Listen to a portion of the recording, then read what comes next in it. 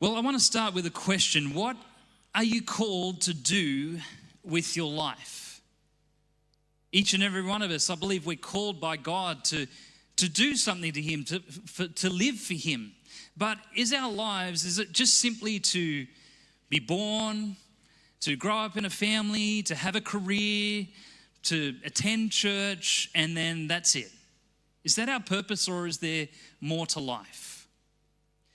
Or, maybe from a big picture standpoint, we can think about our lives and think, are each and every one of us called to greatness?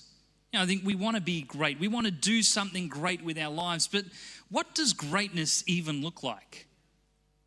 Or maybe consider in your own life, what does success look like in life? Maybe you've got a list of defined goals, but so often I think greatness, success, it can seem like this far off, distant concept that we can never reach. But I believe each and every one of us, we have a call from God. We're called to do things for God, and we can feel like, this burden to do great things for Him. And it can be overwhelming. You can feel like, God, how could I ever do anything great for you? I pray and I believe that God has given you dreams and visions, and I pray that God would rebirth those things. Maybe there's dreams and visions which are dormant in your life, and we need to dream big for God. I don't want to have a little dream. I want to dream big, that God would use me to do things in this world, and I believe He is. Seeing that on the screen, God is using us to do great things around the world. But we can feel sometimes like a failure because we haven't done anything great maybe in the eyes of the world. And there's this impossible standard or this weight, and we can feel this stasis sometimes of like, I don't know, is my life really counting for something? So I want to look today at Matthew 25 and look at what Jesus spoke about.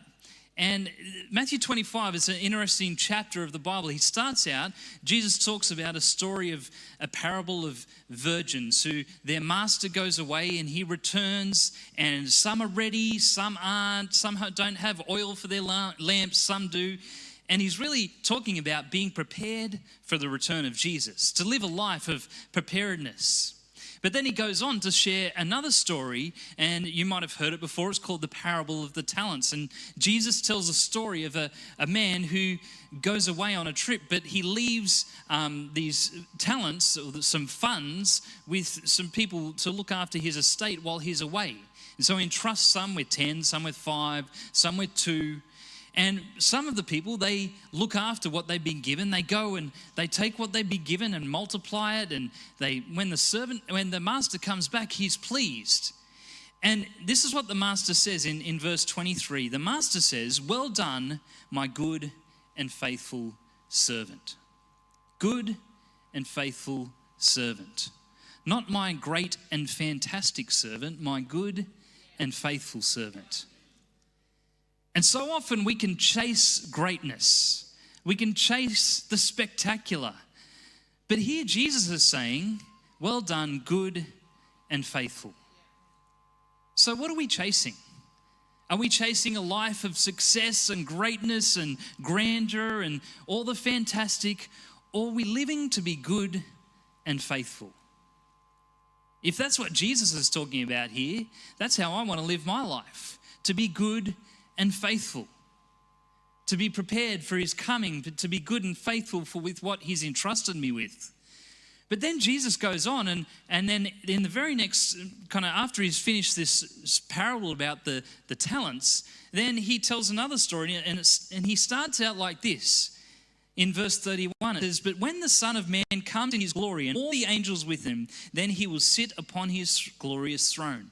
And Jesus goes on to explain how there's this final judgment will take place. So it's gone from telling a story to now he's like, this is going to happen. And he goes on to explain about the separation of the sheep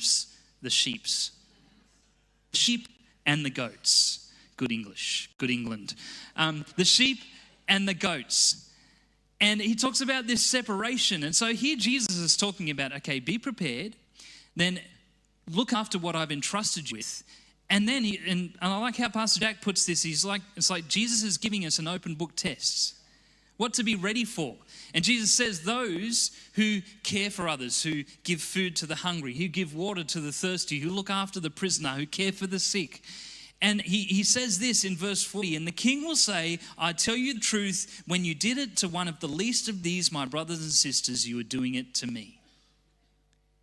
And so here, Jesus, in this kind of overall look at Matthew 25, is saying, okay, be prepared, be ready, look after what I've entrusted to you, be good and faithful. Don't just try and do the grand and spectacular, and look after the least of these. So here's what Jesus is leaving us with, and kind of posing this question of greatness. I want to ask this question: are we chasing success or significance? See, success can look out for the grand and the fantastic and the amazing, but the significant is found in the good and the faithful. Caring for the least of these. See, success can be like so vague and out there, and how can I ever reach success? But significance, when I help the least of these, when I give food to the hungry, when I give water to the thirsty, when I care for the prisoner, I believe that is truly significant. It's not about the grand and the fantastic, but it's about the good and the faithful. Do the significant. I pray my life would be about doing significant things. Ephesians 2 verse 10, Paul says, for we are God's masterpiece. He has created us anew in Christ Jesus, not that so we can do the grand and great things, but so that we can do good things that he planned for us long ago. Mother Teresa said this, not all of us can do great things, but we can do small things with great love. Can you do small things? I can do small things.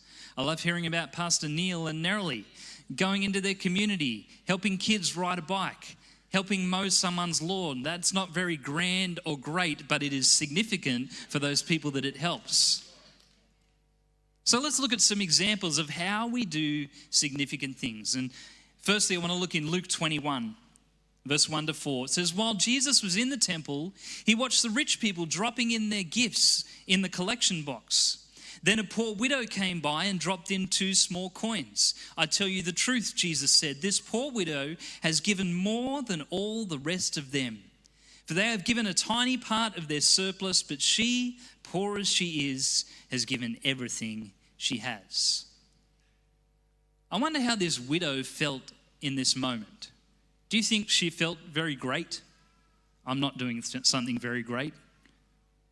In comparison to everyone else, she didn't look like she was doing something great. 2 coins compared to everyone's surplus. And yet what Jesus said is that she did the significant thing. We can compare ourselves so often with people around us by the world's standard and feel like I'm not doing much. My life may not be adding up to much, but I can do something significant with the small that I have. You think about this woman. Here we are 2,000 years later talking about this woman. Wouldn't you say that's significant? And so often we can chase this grand gesture, trying to do big things, whereas I want to live my life for the significant. I want to live my life so that Jesus says, Jesus said of this woman, what she did was significant. I pray he would say the same about me. I pray that he would say the same about our church, that we did the significant.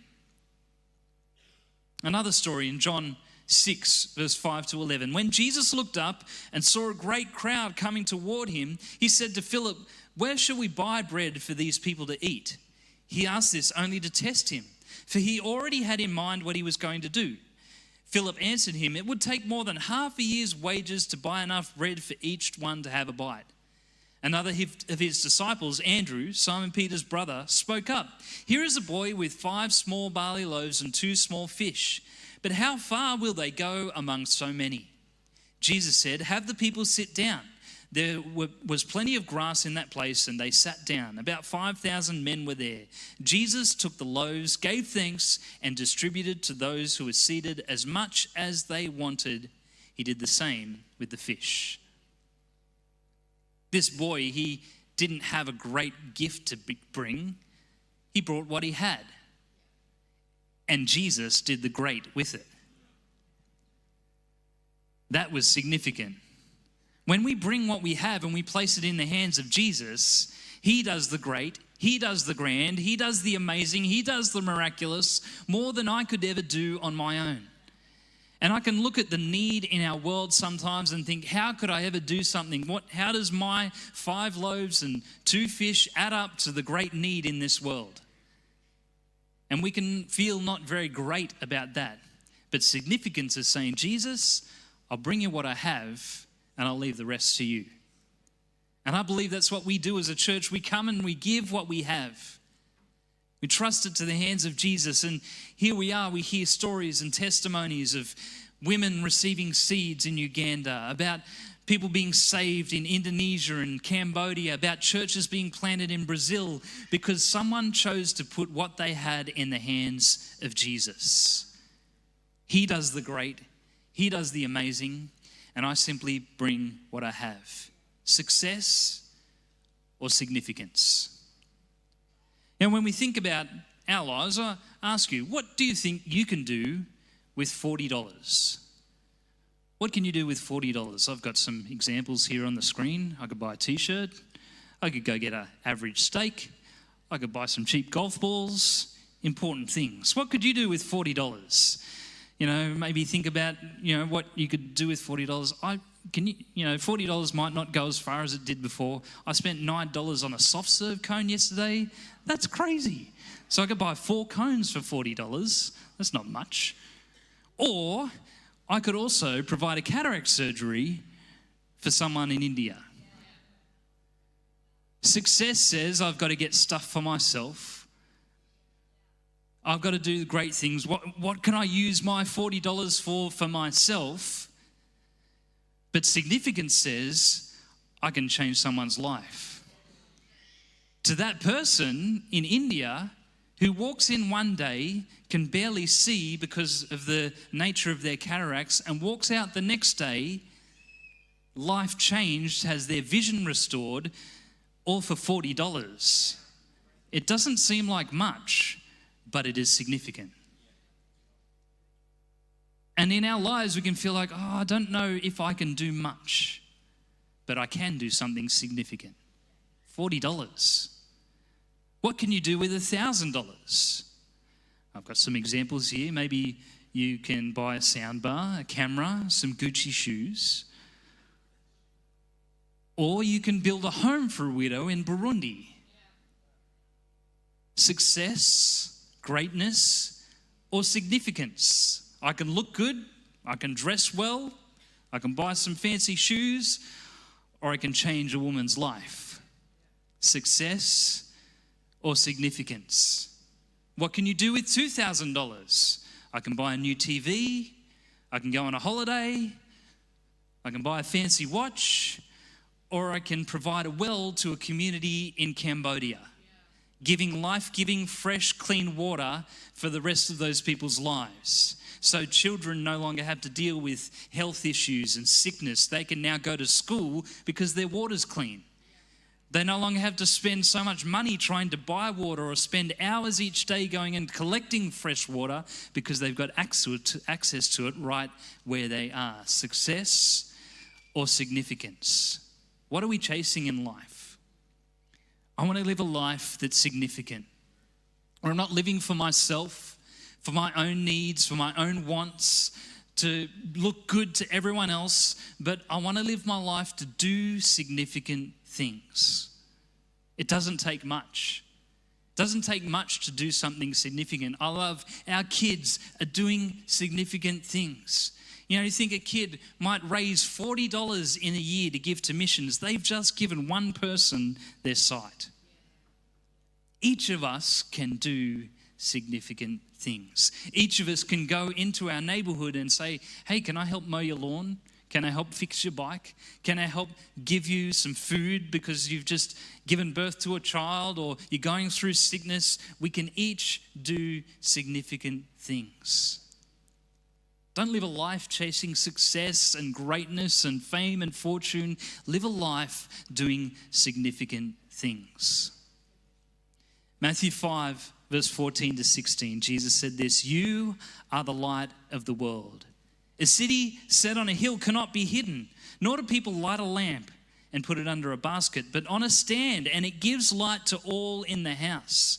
In the same way, let your light shine before others so that they may see your good works and give glory to your Father who is in heaven." Let your light shine.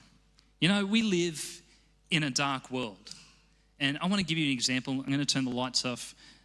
Don't move, because I don't want any OH&S issues. But so often the light, if we're chasing greatness, we want the light for ourselves. Look at me. You can see me. It's all about me. But that's not what Jesus is saying. Jesus is saying, you can turn that off, Eva, to shine your light. Oh, not the blue light, the black light. In a dark world, a little bit of light stands out. It doesn't take much to be significant. Light is significant. You don't need to be big and bright and shining, but you just need to shine your light, to let your deeds shine before others, to do good things. Not great and fantastic, but good and faithful. You can turn the lights back on, Eva. I pray my life would be living for the good and faithful. Jesus, let me live good and faithful to you, and let me live for the least of these. Giving water to the thirsty, food to the hungry, visiting the prisoner, caring for the sick, clothing the naked, inviting the stranger in, preaching the gospel to everyone, everywhere. This is a significant life. I invite our worship team to come. God is calling you. He's calling each and every one of us to do something to Him, for Him, to live a life for Him. Let's not just live our years here on earth for ourselves, for our success, for our greatness, trying to reach some unreachable standard by the world's measure. But let's live a life of significance for Jesus, doing the little things and doing them well, good and faithful. You know, I'm convinced so often that, living for Jesus is not about grand gestures. It's simply about the day to day. About that widow giving all that she had. About helping give sight to the blind, caring for the sick. The little things day to day, the faithfulness day after day. Walking with Jesus, following Him, and being a blessing to others around us. Can I ask you to stand? I want to pray for us today. And I want to encourage you, church, and thank you. Firstly, thank you for your generosity. Thank you for living a significant life. For not just living for yourself and for your own needs, but for stepping out in faith. I believe what we're doing together is truly significant. But let's not grow weary in doing good. Let's continue to step out in faith and live our lives for something bigger than ourselves. Not chasing the grand and fantastic and amazing, but living for Jesus as good and faithful. Let me pray over you. Lord, I thank you so much for what you're doing in us and through us. I thank you that you're calling us to live our lives for you day in and day out. And Lord, I pray you would help us to be faithful. Help us to live good lives. Help us to continue to do significant things for others in our world and across the nations of the world. We love you, Jesus, and we live to glorify you. In your name, amen.